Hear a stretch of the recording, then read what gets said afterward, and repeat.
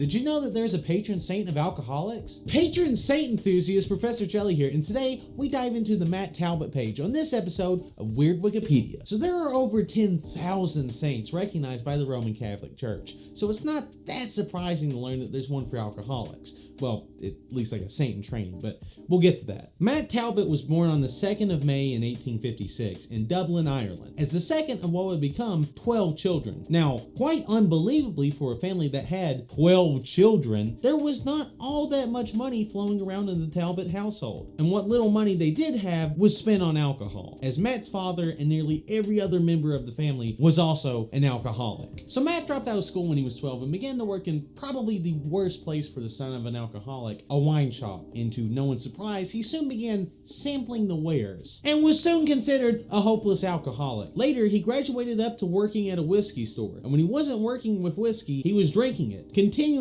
patronizing pubs with his brothers and friends. And while he was always working, he always seemed to be running out of funds, which is not that hard to imagine whenever you literally slam your paycheck on the table and tell the barkeep, "Tell me when I've ran out of money." This behavior soon led to him bumming drinks, running up a bar tab, and at times literally pawning the shirt off of his own back for a drink. But his lowest moment came when he stole the fiddle from a blind street performer, which he then sold for whiskey. Surprisingly enough, being someone who literally steals from the homeless is not a great way to keep solid friendships. This culminated in an evening in 1884 when the 28-year-old Talbot was standing outside of a pub waiting for someone to invite him in for a drink. And even though that many of his friends walked by, none of them invited him in. This was truly a rock bottom moment for the young Talbot, and he soon whimpered home, where he told his mother that he was taking the pledge and would renounce all alcohol for 3 months. Fighting any addiction is incredibly hard with the best tools and professional help. Giving up alcohol when literally every member of your family and your friend group is an alcoholic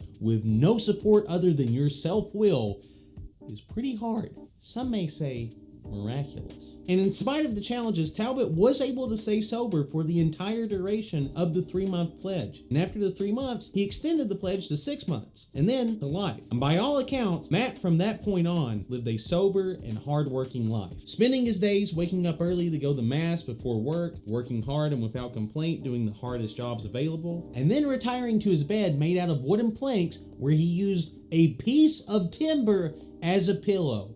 That is not a joke. This lifestyle continued until June 7th, 1925, when suddenly on his way to Mass, Matt dropped dead in the street from heart failure. And once his body was identified and the story of his piety soon began to grow in the Catholic community, his commitment to sobriety and spirituality soon began to grow in stature. And this is where the saint in training thing comes in. Now, the Catholic Church is not just giving out sainthood to any Tom, Dick, and Harry that walks in. There's several steps that have to be made before that title is granted. These steps started for Matt in 1931 when the Archbishop of Dublin began an investigation into the alleged holiness of Matt Talbot. And in 1975, he was declared venerable by the Pope, which is a huge step on his road to sainthood. But the biggest barrier to sainthood is verifiable proof of a physical miracle, which is pretty hard to do.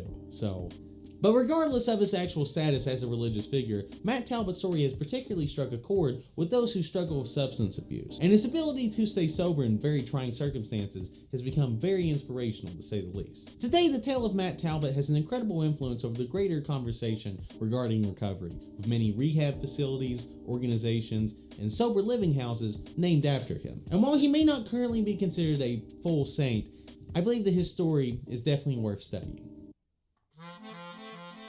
Matt Talbot was a man who was an alcoholic, but he stopped being an alcoholic, so they made him a saint. Matt Talbot's story is incredibly inspirational. Another inspirational story is the tale of the Paulo Sullivan Band, a band formed of 4 men who were legally named Paulo Sullivan, which I made a video about right here.